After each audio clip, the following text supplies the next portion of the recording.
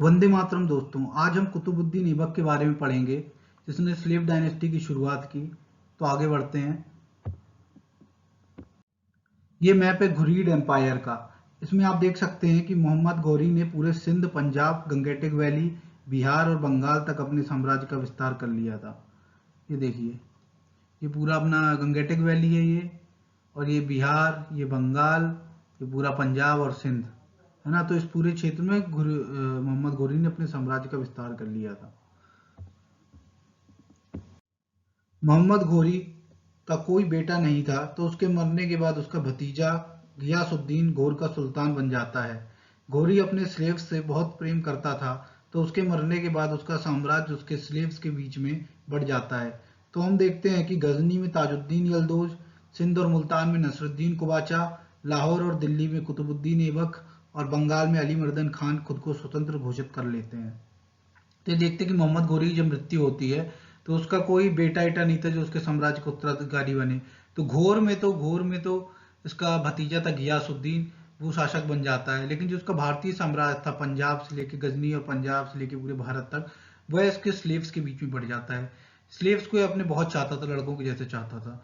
तो गजनी में ताजुद्दीन यलदोज, सिंध और मुल्तान में नसरुद्दीन कुबाचा, लाहौर और दिल्ली में कुतुबुद्दीन ऐबक और बंगाल में अली मर्दन खान खुद को स्वतंत्र घोषित कर लेते हैं। तो आगे बढ़ते हैं।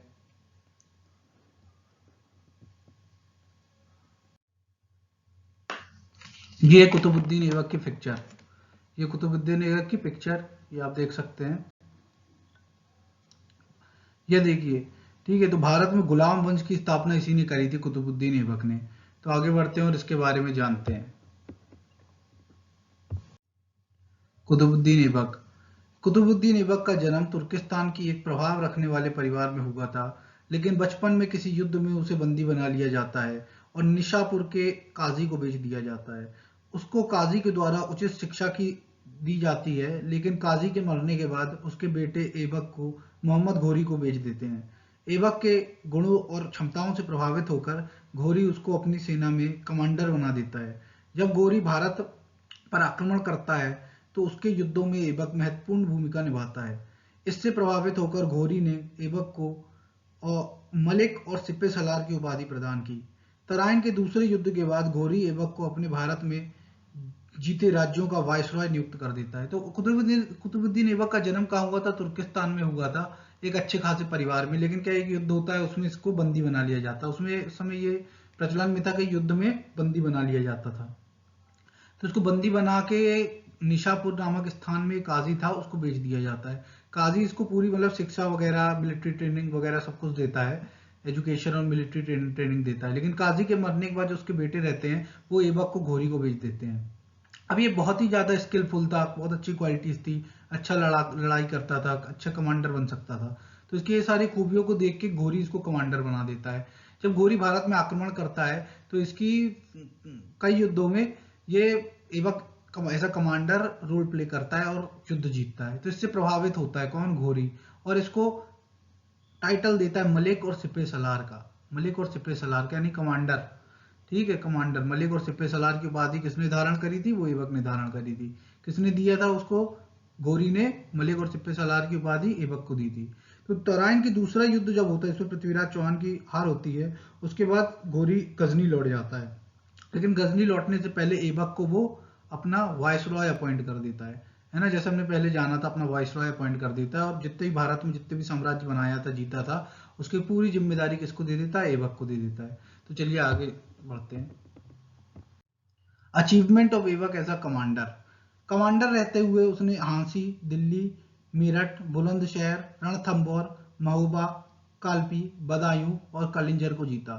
उसने अनिलवाड़ में भी आक्रमण किया और भीमदेव को पराजित किया।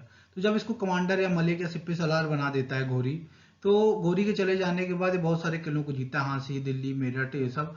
और अनिलवाड़ को भी जीतता है। अनिलवाड़ का युद्ध में हमने पढ़ा था 1178 एडी में कि मोहम्मद घोरी की हार होती है।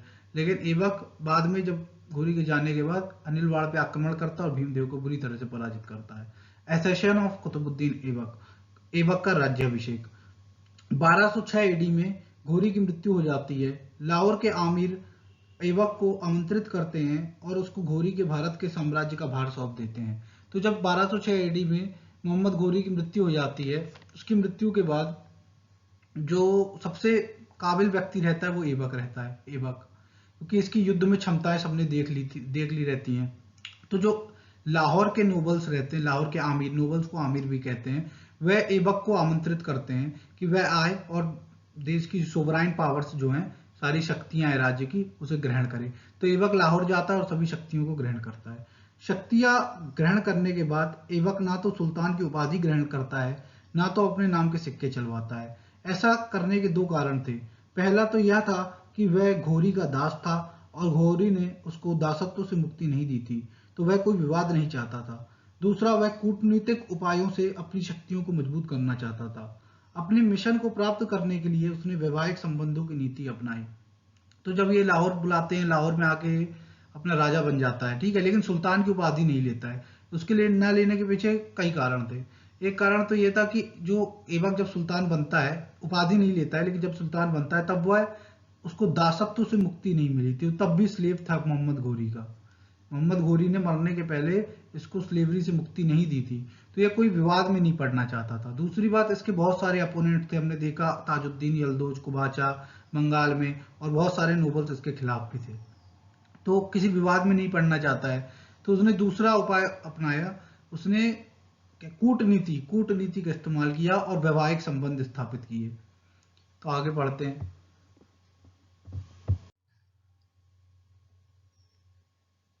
उसने स्वयं ताजुद्दीन यल्दोज की पुत्री से विवाह किया और बहन का विवाह कुबाचा से और बेटी का विवाह इल्तुतमिश से कर लिया। तो उसने डिप्लोमेसी अपनाई और इसने अपने क्या वैवाहिक संबंध बनाए।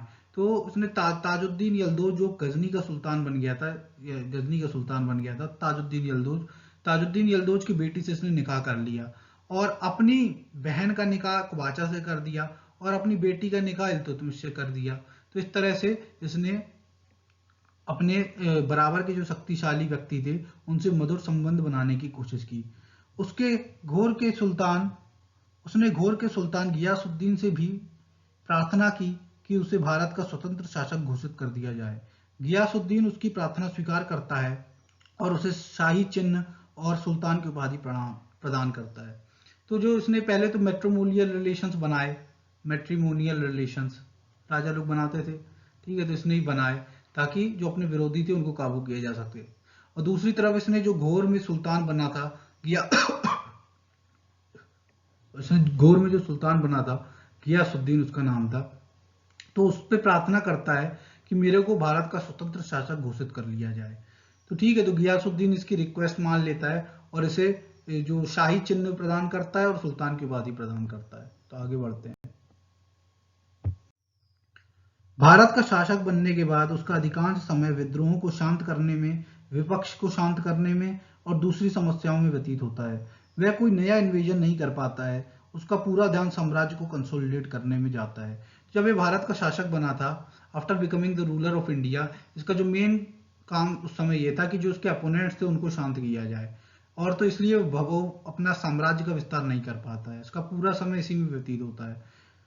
यल्दोज और कुबाचा उसके सबसे कट्टर दुश्मन थे। वह अपने आप को ऐबक के बराबर मानते थे और खुद को दिल्ली का सुल्तान मानते थे। हमने पढ़ा यल्दोज और कुबाचा के बारे में। यल्दोज कौन था? गजनी का सुल्तान था। कुबाचा सिंध और मुल्तान में शासन कर रहा था। तो यल्दोज की तो बेटी ब्याही थी, ठीक है, और कुबाचा को उसने अपनी बहन दी थी शादी में। तो ये दोनों इसके बहुत सबसे कट्टर दुश्मन थे और ये अपने आप को ऐबक के बराबर मानते थे और उनका ये मानना था कि दिल्ली में इनका शासन होना चाहिए। तो इसके लिए उसने क्या किया, ऐबक ने यल्दोज को पराजित करता है और 40 दिनों तक गजनी में कब्जा करके बैठा रहता है। यह काम उसने यल्दोज के दिल में भय बैठाने के लिए किया। तो इसने यल्दोज और कुबाचा में जो यल्दोज था ये सबसे ज्यादा ऊंचा करा था, ठीक है। तो गजनी पे आक्रमण कर देता है और गजनी पे 40 दिनों तक कब्जा करके बैठा रहता है। कौन? ऐबक। इससे क्या होता है? He created terror in the heart of Yildiz. ये यल्दोज के जो दिल में था ना, भय बैठ जाता है। किसका? ऐबक का। अब दूसरी ऐबक के सामने समस्या थी बंगाल की। बंगाल में क्या था कि बख्तियार खिलजी के बारे में हमने पढ़ा। बंगाल विजय किसने की थी? बख्तियार खिलजी ने। बख्तियार खिलजी का एक नोबल था अली मर्दन खान बख्तियार खिलजी को मारकर स्वयं वहां पे स्वतंत्र शासक बन जाता है। लेकिन कुछ समय बाद जो खलजी नोबल्स रहते हैं, वह अली मर्दन खान को गद्दी से उतारकर उसे कैद कर देते हैं। किसको? अली मर्दन खान को। ठीक है। जैसे तैसे वह बंदी गृह से बच के दिल्ली पहुंचता है और ऐबक से बंगाल में हस्तक्षेप करने की प्रार्थना करता है। उसके लिए वह दिल्ली का आधिपत्य स्वीकार करता है। ऐबक की सेनाएं बंगाल जीतती हैं और अलीमर्दन खान की पुनः बंगाल का शासक नियुक्त कर दिया जाता है। तो जब बख्तियार खिलजी के बाद अलीमर्दन खान बना था शासक, तो अलीमर्दन खान को कुछ समय बाद जो खिलजी उसके नॉवेल्स रहते हैं, मंत्री वगैरह, वह उसको बंदी बना लेते हैं। किसको? अलीमर्दन खान को। लेकिन ये किसी तरह बंदी गृह से छूट के सीधे दिल्ली भागता है और ऐबक से रिक्वेस्ट करता है कि अगर वह बंगाल में हस्तक्षेप करे और उसे पुनः वहां का शासक बना दे तो वह हमेशा दिल्ली का आधिपत्य मानेगा, ऐबक का आधिपत्य मानेगा। तो ऐबक क्या करता है? सेनाएं भेजता है, उसकी सेनाएं जाती है, बंगाल को पुनः जीतती हैं और अलीमर्दन खान को वहां का कार्यभार सौंप देती हैं। तो इस तरह से बंगाल के विद्रोह को भी उसने शांत किया। ऐबक की दूसरी सबसे बड़ी समस्या राजपूत थे। ऐबक की दूसरी सबसे बड़ी समस्या कौन थे? वह थे राजपूत। तुर्कों के लिए बहुत बड़ा खतरा थे। वह निरंतर इस प्रयास में लगे हुए रहते थे कि कैसे तुर्कों को भारत से खदेड़ा जाए। लेकिन ऐबक अपने छोटे कार्यकाल में राजपूतों की ओर ध्यान नहीं दे पाता है। जो अब राजपूतों से ही पूरा साम्राज्य छीन के तुर्किश साम्राज्य की स्थापना हुई थी, तो लेकिन राजपूत शांत नहीं बैठते थे। इनका पूरा प्रयास था कि तुर्कों को कैसे ही भगाया जाए। लेकिन ऐबक का कार्यकाल इतना छोटा था कि उसको वो अपने ही जो उसकी समस्याएं थी, अपोनेंट्स वगैरह जो उसके थे, नोबल्स वगैरह, उन्हीं पे ध्यान दे पाता है और राजपूतों की तरफ ध्यान नहीं देता है। डेथ ऑफ ऐबक 1210 एडी में ऐबक की मृत्यु हो जाती है। कैसे हो जाती है? लाहौर में क्या होता है, ये चौगन खेल रहा होता है। चौगन यानी हॉर्स पोलो, एक तरह का पोलो होता है, हॉर्स पोलो चौगन। तो उसमें ये गिर जाता है घोड़े से और उसके सिर में बहुत बुरी चोट आती है। इस चोट से इसकी मृत्यु हो जाती है। मृत्यु के बाद इसे लाहौर में ही दफना दिया जाता है। ऐबक को कहाँ दफनाया गया था? लाहौर में। क्या खेलते हुए उसकी मृत्यु हुई थी? चौगन खेलते हुए। प्रश्न आते हैं। ठीक है। अब कुछ इंपॉर्टेंट फैक्ट्स भी जान लेते हैं। उसने अजमेर में स्थित संस्कृत विद्यालय ध्वस्त किया और उसकी जगह एक मस्जिद बनवाई। यह मस्जिद मात्र 2.5 दिन में बनी थी, तो इसका नाम 2.5 दिन का झोपड़ा पड़ा। एक मस्जिद इसने बनवाई थी अजमेर में। वह मस्जिद संस्कृत स्कूल, जो संस्कृत स्कूल था अजमेर में, यानी संस्कृत विद्यालय, उसको तोड़ के मस्जिद बनाई थी और मात्र 2.5 दिन में बनी थी, इसलिए उस मस्जिद का नाम 2.5 दिन का झोपड़ा पड़ा। ठीक है। He build Quwwat ul Islam mosque in Delhi after destroying 27 Jain Hindu and Jain temples. उसने दिल्ली में 27 हिंदू और जैन मंदिरों को तोड़कर कुव्वत उल इस्लाम नाम की मस्जिद बनवाई। ये सारे बहुत इंपॉर्टेंट फैक्ट्स एग्जाम में आते हैं। उसने ख्वाजा कुतुबुद्दीन बख्तियार काकी के नाम से कुतुब मीनार का निर्माण शुरू किया। कुतुब मीनार के बनने के पूर्व ही ऐबक की मृत्यु हो गई, तो उसके बाद इसका कार्य इल्तुतमिश ने पूर्ण किया। ये कुतुब मीनार भी इसने दिल्ली में बनवाया था, बनवाना शुरू किया था। किसके नाम पे? ख्वाजा कुतुबुद्दीन बख्तियार काकी। ये एग्जाम में पूछा जाता है। लेकिन ये जब कुतुब मीनार कंप्लीट होता उसके पहले ही ऐबक की मृत्यु हो गई थी। कब हुई थी? 1210 एडी में। तो ऐबक के बाद जो सुल्तान बना था वो था इल्तुतमिश। तो कुतुब मीनार का बाकी का काम इल्तुतमिश ने संपूर्ण करवाया था। He earned the title of lakh Bakhsh, that is one who gives lakhs of rupees in charity. Aibak को लोग लख लख बख्श के नाम से भी पुकारते थे, क्योंकि यह लाखों रुपए का दान करता था। लख यानी लाख और बख्श यानी देने वाला। बख्शीश कहते हैं, ये शायद तक इसी से आया है। तो Lakh Bakhsh, one who gives lakhs of rupees in charity. अब ये फोटो में आप देख सकते हैं, ये 2.5 दिन का झोपड़ा है। 2.5 दिन का झोपड़ा किसको ध्वस्त करके बनाया था? संस्कृत विद्यालय को। ये कहाँ बना है? अजमेर में बना है, याद रखिएगा। अब ये कुतुब मीनार है। कुतुब मीनार का कार्य किसने शुरू करवाया था? कुतुबुद्दीन ऐबक ने। किसके नाम पे है? ये कुतुबुद्दीन ऐबक के नाम पे नहीं है, ये है कुतुबुद्दीन बख्तियार काकी, जो सूफी सुल्तान थे, उनके नाम पे है कुतुब मीनार। कुतुब मीनार का कार्य किसने कंप्लीट करवाया था? वह करवाया था इल्तुतमिश ने। ये याद रखिएगा, फैक्ट आते हैं एग्जाम में। फिर कुव्वतुल इस्लाम मॉस्क, ये कहाँ बनाई थी? दिल्ली में बनवाई थी। 27 हिंदू और जैन मंदिरों को तोड़कर उन्हीं के जो पार्ट थे टूटे हुए, उन्हीं से ये कुव्वतुल इस्लाम मॉस्क बनाई थी। ये दोनों फोटोज की है, देख लीजिए अच्छे से।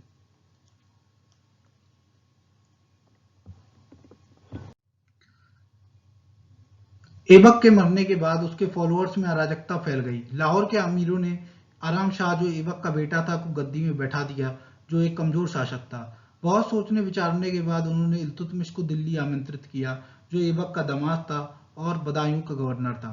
इल्तुतमिश दिल्ली पहुंचता है और खुद राज्य की शक्तियां ग्रहण कर लेता है। जब आराम शाह को इसकी खबर मिलती है तो वह दिल्ली की ओर कूच कर देता है।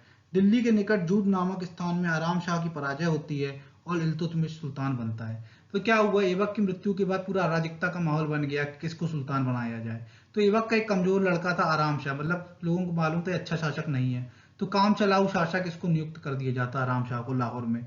लेकिन जब समय उचित समय आता है तो नोबल्स काफी सोच विचार करके इल्तुतमिश को दिल्ली आमंत्रित करते हैं। इल्तुतमिश कौन था? यह ऐबक का दामाद था। इल्तुतमिश कौन था? ऐबक का दामाद था। ठीक है, तो उसको आमंत्रित करते हैं और दिल्ली में उसको सुल्तान घोषित कर दिया जाता है। जब आराम शाह को इस बात की खबर मिलती है तो वह लाहौर से दिल्ली की ओर कूच करता है, और दिल्ली के निकट जूद नामक स्थान में एक युद्ध होता है जिसमें आराम शाह की मृत्यु हो जाती है और वह पराजित होता है। तो उसकी पराजय के बाद कौन सुल्तान बनेगा? इल्तुतमिश सुल्तान बन जाता है। ठीक है, अगले लेक्चर में हम इल्तुतमिश के बारे में पढ़ेंगे। अभी के लिए इतना ही। धन्यवाद।